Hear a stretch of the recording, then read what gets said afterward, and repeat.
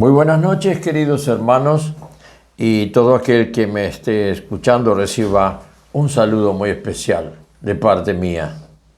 Vamos a ver en media hora de tiempo, vamos a ver si podemos lograr un pasito más en esta sucesión de conceptos o apreciaciones o revelaciones que tiene el Espíritu Santo a través del apóstol Pedro en Segunda de Pedro. Algo sumamente interesante vamos a ver hoy para dar un paso más a lo que hemos venido hablando en el capítulo 1 de Segunda de Pedro. Hay cosas que nos pasan por alto y son fundamentales, sustanciales, y si no nos detenemos, llegamos a tener en nuestra concepción de fe un cúmulo de ideas y pensamientos como si fuera una madeja de cosas. Necesitamos una fe que esté ordenada paso a paso, desde abajo hacia arriba y desde arriba hacia abajo. Estamos viendo en el Primera de Pedro, en este capítulo, cosas que han sido ordenadas por el Espíritu Santo a través del apóstol Pedro, de arriba hacia abajo. Y esto es lo que yo quisiera hacer o dejar en tu consideración. De pronto se dio el nuevo nacimiento cuando creíste verdaderamente en Jesús y lo testimoniaste con tu arrepentimiento de pecado. Quizás han pasado los años y eres un creyente que no tiene conciencia de haber pecado más después de los primeros tiempos, los graves pecados del pasado, y ahora te cuesta arrepentirte, porque eres muy creyente. Pero yo te puedo asegurar que el que peca no es porque es ocasionalmente un pecador. El que peca es porque no sabe hacer otra cosa. Por lo tanto, el pecador es porque nació pecador y va a producir pecado toda su vida. Este es el concepto de por qué el Señor dio su sangre por nosotros, para eliminar el pecado arrepintiéndonos. Pero elimina el pecado de nuestro pasado y luego va eliminando el pecado que vamos cometiendo. Y el que diga que no tiene pecado es un mentiroso. Porque nuestra vida natural es pecaminosa y no se desarrolla sin la fuerza del pecado que mora en nosotros. Esto hace que de pronto somos tan lectores de la Biblia, o no leemos la Biblia, pero escuchamos de Biblia y decimos, no, yo soy una buena persona. Yo soy un valor para mí mismo. Soy alguien que ha cambiado, alguien que ya no es el mismo, y evidentemente ahora tengo bases para decir que ya puedo conocer a Dios y vivir bajo la gracia. Todo pecador está bajo la gracia. ¿Por qué? Porque ha sido salvo por gracia por la fe en Jesús. Pero hay dos cosas que son muy importantes. Y esto antes de entrar en el tema de Segunda de Pedro. La sangre trata con nuestro pecado. Y por eso, justo y fiel es Dios para perdonarnos de todos nuestros pecados. La sangre de Cristo nos limpia de todo pecado. Perfecto. Por eso constantemente tenemos que acudir a ese lugar de la sangre.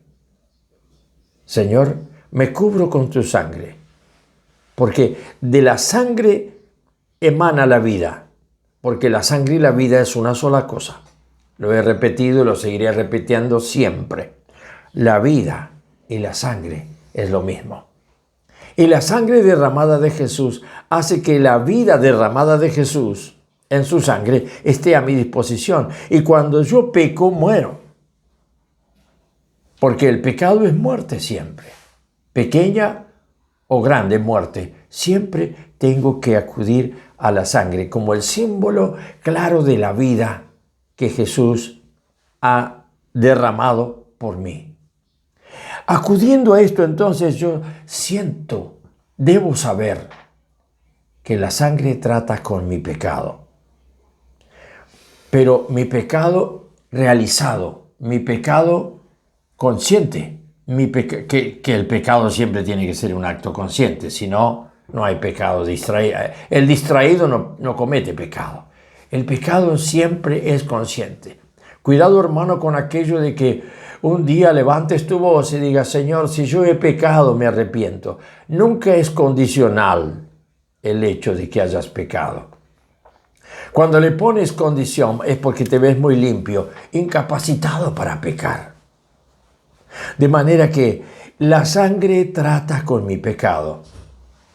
La cruz trata con mi vida fuera de Dios. La cruz trata con mi pecado en la condición de pecador. Va eliminando mi condición de pecador hasta que extirpa esa condición de pecador y ya me tengo que ir de esta tierra. Es el camino del perfeccionamiento. La cruz me va dando, dentro del proceso de santificación, la cruz me va dando todos los días esa oportunidad de cambio. Y ahora nos volcamos a lo de Pedro. Jesús dijo, toma tu cruz de cada día. No dijo, toma tu sangre, o toma mi sangre, o toma mi vida cada día. Toma tu cruz de cada día. Y este es el tema, las contrariedades a mi yo. Todo lo que se opone a mi yo viene por el lado de la cruz, no por la sangre. Bien. Entonces, este camino comienza en el cumplimiento de sus grandísimas y preciosas promesas que habíamos visto, en 1 de Pedro 1, versículo 4, que estas promesas están dadas y nos empujan, nos impelen a participar de la naturaleza divina hasta que luego entramos a caminar. Ustedes vean, nos hacen participantes. La palabra participante te indica una acción que no se detiene. Participante implica un proceso de crecimiento. Yo soy estudiante, pero todavía no terminé la carrera. No soy un profesional, soy estudiante. Acá somos participantes. Por eso, la cruz, la sangre ya hizo el hecho, ya cubrió este primer paso de fe, arrepentimiento y nuevo nacimiento.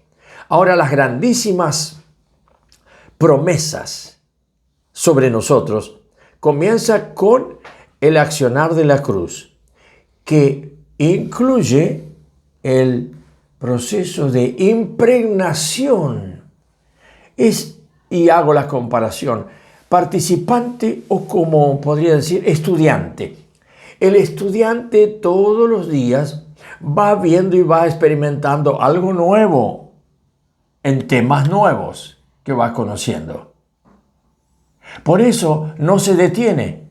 Un día dejará de ser un estudiante para recibir el título final de su carrera.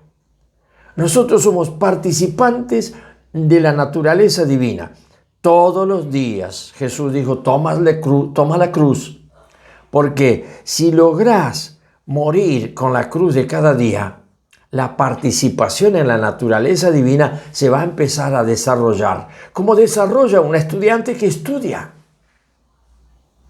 Así que entonces, en esa participación de la naturaleza divina, dice, nos exige un punto, una exigencia, una disciplina. Tenemos que huir de la corrupción que hay en el mundo a causa de la concupiscencia.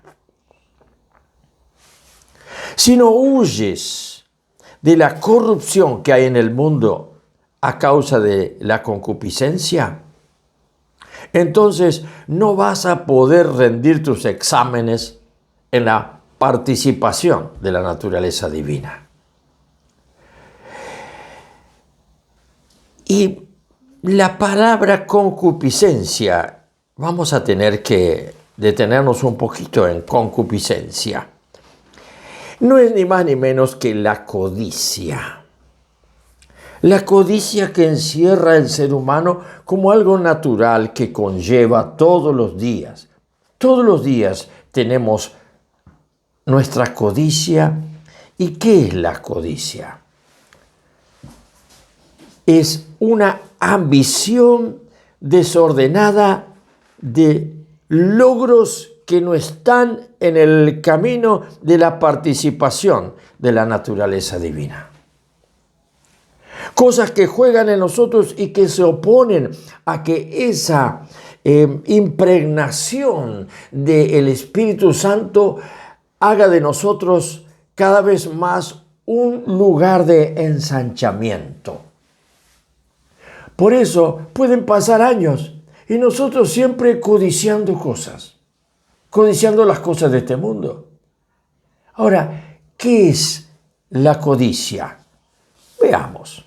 Vamos a ver acá, para tener un concepto claro de codicia.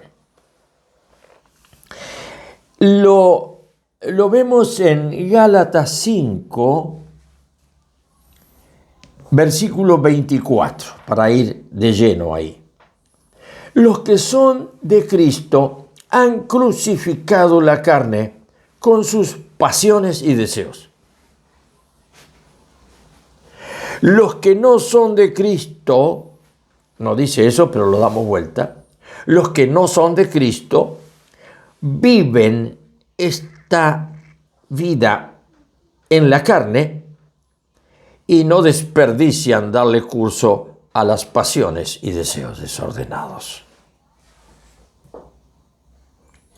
Por eso, muchas veces pasan años y no tenemos ninguna experiencia de la participación de la naturaleza divina en nosotros. Y la gente nos mira y no ve nada que tengamos parecido a Dios, a esa naturaleza divina para la cual fuimos llamados. Porque vivimos esforzándonos en evitar la codicia.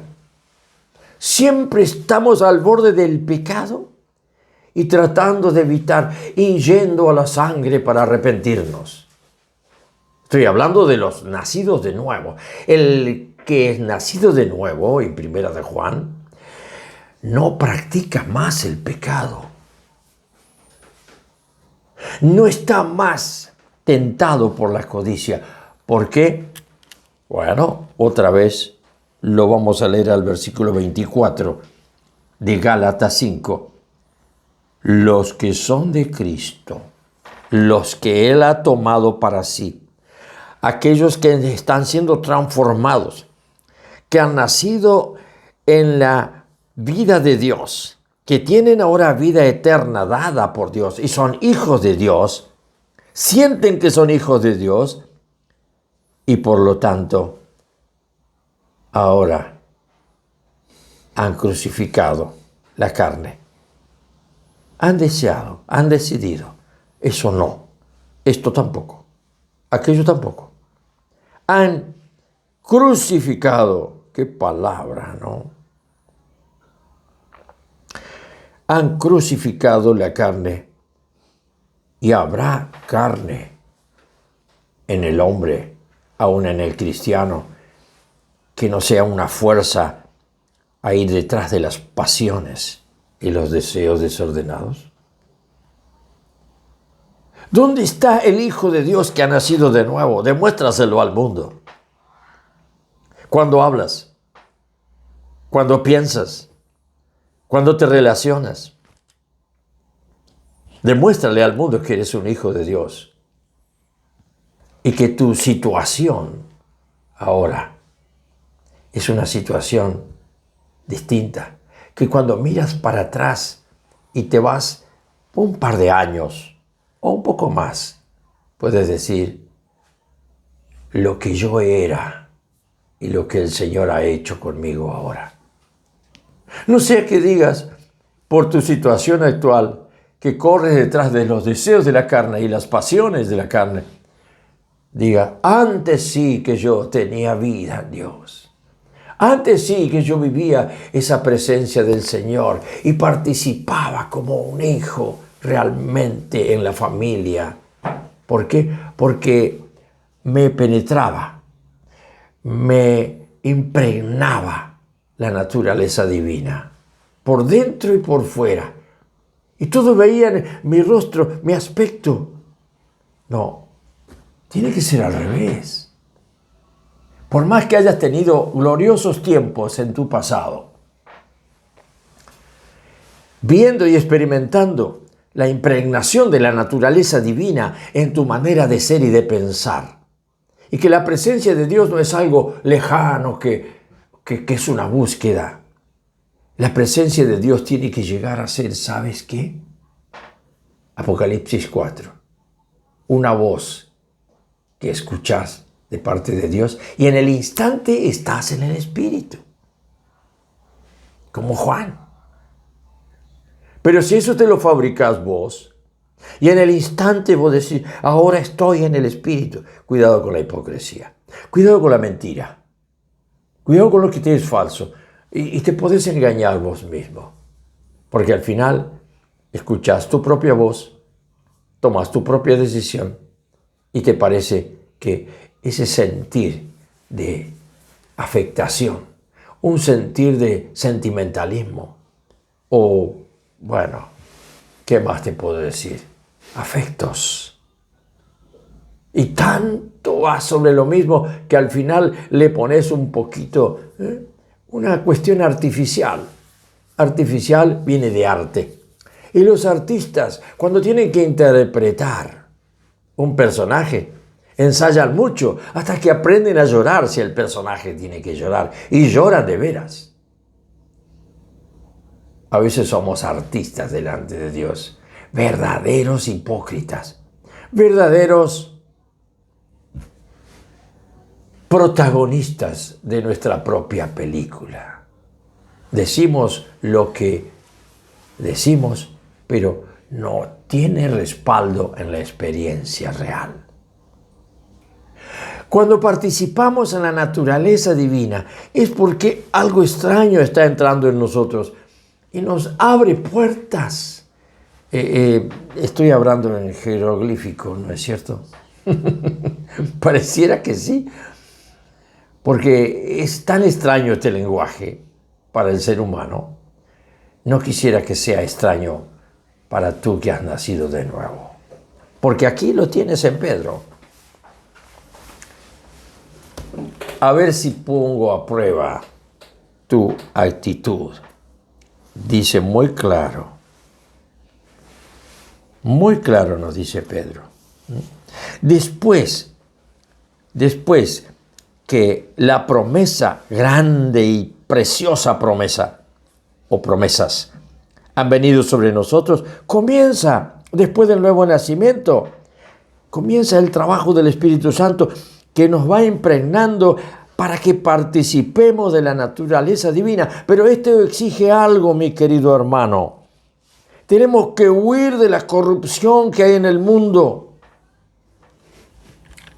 Tenemos que ir a orar y ayunar hasta descubrir esos dos mundos, mi mundo y el mundo que es horriblemente concupiscente y codiciable para los que son del mundo.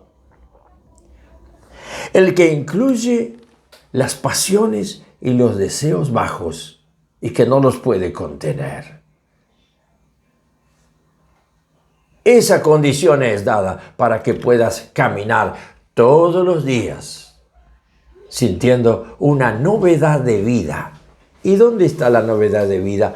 En que, como un buen estudiante, yo estoy atento a la novedad de vida que el Señor me trae cuando me hace partícipe de una pequeña o grande cosa que se descubre sola. Porque no es por tu razonamiento que ejerces fe. A mí me enseñaron cuando joven, cuando adolescente y cuando joven, que la fe tenía que ser algo bien razonado y bien pensado. Una ridícula enseñanza, perversa enseñanza. ¿Sabes qué? La fe que viene de Dios es una percepción divina. Es una intuición. No pasa por tu pensamiento. Es clip y ya es. Y lo entiendes. Y cuando lo entiendes, te trae gozo. Eso es el proceso de la participación en la naturaleza divina. La percepción, ahora lo sé. ¿Cómo lo sabes? No sé, pero lo sé. Eso es fe. Esa es la fe de Dios. Dios no va a usar jamás tu entendimiento natural. Dios no va a usar jamás tu estudio de teología para darte una revelación. Puede ser útil tu teología en cuanto que incluye pasajes bíblicos, si es teología bíblica sistemática. Pero el que compares versículos y esto y lo otro no te produce vida. Lo que te produce vida, ¿sabes qué es? Es ese clic que viene por el simple recibir una intuición, una percepción. Te explico la palabra percepción. Sabes que la palabra percepción viene de dos palabras latinas, del verbo capio, que significa captar. Y per capio es justamente esa captación que no se detiene, es itinerante, va caminando, tiene movimiento. Por eso tiene una gran relación con lo que dice acá, participantes. El participante es como que un verbo en participio, en tiempo de participio, está en movimiento. Percepción es un movimiento interno que capta, no razona, capta. Por eso la percepción es el camino de la fe en mi corazón. Yo no puedo creer lo que yo no sé y que ha venido por percepción. Porque la fe, fíjate lo que define Hebreos 11. La fe es la convicción. Primero habla que la fe es la certeza de lo que se espera, certeza, certidumbre. Y luego la convicción de lo que no se ve. Y en cuanto comienzo a razonar, arruiné todo. Porque esa fe la fabrico yo. Cuando yo razono, la fe la estoy fabricando. No es fe de Dios. Por eso no puedo quizá tener esta experiencia de sentirme partícipe de la naturaleza divina. ¿Por qué? Porque lo llevo todo al pensamiento humano. Y hago razonamientos sobre la palabra. Y por eso puedo leer el capítulo 1 de Pedro tranquilo. Y luego, ¿qué tengo que hacer? Amén, aleluya, gloria a Dios. Pero no entendí nada. Y si no entiendes, hermano, ¿qué fe tienes? La fe es conocimiento que viene por per capio, percepción. Y ya lo tengo. Qué bueno que es Dios, que directamente puede revelarse en aquellos que no razonamos las cosas. Esperamos que Él nos dé ese toque que no tiene parte en la capacidad humana. Mira, si la fe tuviera parte en la capacidad humana, sería un desastre. Y es un desastre en muchas personas que dicen ser creyentes porque razonan todo lo piensan y todo lo ordenan de acuerdo a sus conocimientos. Por eso nunca tienes nada nuevo, porque en la percepción Dios trae algo nuevo. Y eso es lo bueno, que Él quiere que estés dispuesto a aceptar lo que viene de Él sin que lo pienses. Así estamos. Entonces, para poder recibir esta percepción de que estoy siendo modificado, participante de la naturaleza divina, tengo que huir de la corrupción que hay en el mundo. Y hay corrupción, ¿eh? Dice que nos rodea el pecado. Estamos rodeados del pecado. El pecado de otros, que nos indigna, que nos satura. Y esa corrupción que hay en el mundo es a causa de la codicia que maneja el mundo. Y puede ser que haya muchos cristianos que no han desechado esta codicia. ¿Por qué? Porque no le dan lugar a la cruz de cada día. Cuidado, toma bien, como dice el apóstol Pablo, toma todos tus pensamientos. Tienes que fabricarte una jaulita, no sé, de tejido finito, y allí con una puertita, cada pensamiento mételo adentro, como un pájaro feo que te viene. No importa que vos lo consideres que es bueno, mételo a la jaulita. Y todo sentimiento, mételo a la jaulita. Son dos tipos de pájaros malagüeros. Y después que lo tenés con la puerta cerrada, andá con tu jaulita a buscar a Jesús y decirle, Señor, aquí traigo. ¿Para qué? O lo apruebes o lo deseches. Pero si son tus pensamientos bajo esta corrupción que maneja el mundo a través de la codicia, la concupiscencia, el Señor te va a decir, retira eso urgente delante de mí, por favor. No lo aceptes ni lo admitas. Espero que te haya llegado esta enseñanza tan delicada, tan profunda, tan especial para una vida que quiera caminar a través de esa participación de la naturaleza divina. Que el Señor te bendiga esta noche.